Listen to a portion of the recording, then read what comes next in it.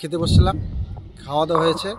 আমার বউ বললো কি দুজন ডুবে যাচ্ছে, তো এসে দেখি দাদা দাঁড়িয়েছিল আর একটা দাদা দাঁড়িয়েছিল, তো ইনি পাড়াপাড়ি করে নেমে গিয়ে হচ্ছে সজনার ডাল দিয়ে ধরলো।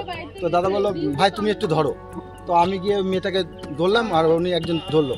আমি দেখলাম দেখি যে দুজনে হামাগুড়ি থাকে, তখন আমি একটা সজনার বড় ডাল ওটাকে ওরা ধরলো, বাঁচার জন্য ধরলো। তারপরে সবাই আসলো, আমার কাকাও আসলো, এনারাও টানা তুললো। কজন ছিল মোট? ডুবে যাচ্ছিল কজন? ওরা দুটো মেয়ে ছিল, দুটো মেয়ে। কি কারণে এসেছিল বলে মনে হচ্ছে আপনাদের? তা বলতে পারবো না। কোন কারণে আসলো? হাতে কোনো কাগজ লেখা ছিল? হ্যাঁ, কাগজ ছিল একটা, আর 1 টাকার কয়েন ছিল। মেয়ে দুটোর বাড়ি জানা গেছে? মেয়ে দুটো বাড়ি বলছে মণিমেলা স্কুলের। এমনি কি চেনেন আপনারা? না, আমি চিনি না, বাড়ি কোথায় আমি জানিও না। এমনি হাতে কাগজ কি লেখা ছিল? একটা কাগজ ছিল, সাদা রঙের কাগজ ছিল, আর হাতে একটা কয়েন ছিল। বলছে কাকু আমাকে ছেড়ে দাও, আমি একটু ইয়ে করে নিই। তারপরে করলো কি করে, ফেলে দিল না কি করলো তা দেখি। কি মনে করছেন, মানে এমনি ডুবে গেছিল না কোনো রকম সুইসাইড অ্যাটেম্প করতে? না, কোনো সুইসাইড না, ও এমনি স্নান করতে এসেছিলো। আমাকে বলছে স্নান করতে এসেছি আমি। তাই আমি বললাম যে এখানে কেন, এখানে তো অন্য কেন? বললেন না, এখানে ফাঁকা ছিল তাই আমি এসেছি। গাছের শুকনো ডাল দিয়ে আত্রেই নদীতে তলিয়ে যেতে বসা 2 বোনকে উদ্ধার করলেন এক টোটো চালক।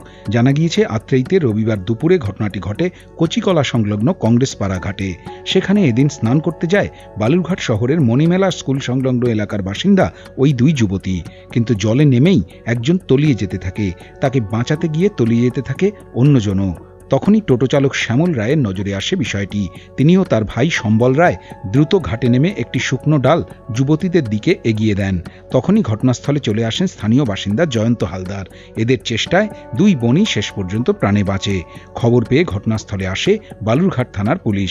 কিছুটা সুস্থ হতেই 2 বোনকে বাড়ি পাঠিয়ে দেওয়া হয়। জানা গেছে ওই যুবতীরা যে ঘাটে স্নান করতে নেমেছিল সেখানে বর্তমানে কেউ স্নান করে না। ওই জায়গায় জল অনেকটাই গভীর।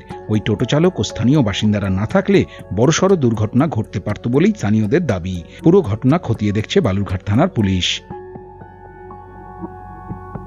বালুরঘাট থেকে রূপক সরকারের রিপোর্ট, উত্তরবঙ্গ সংবাদ।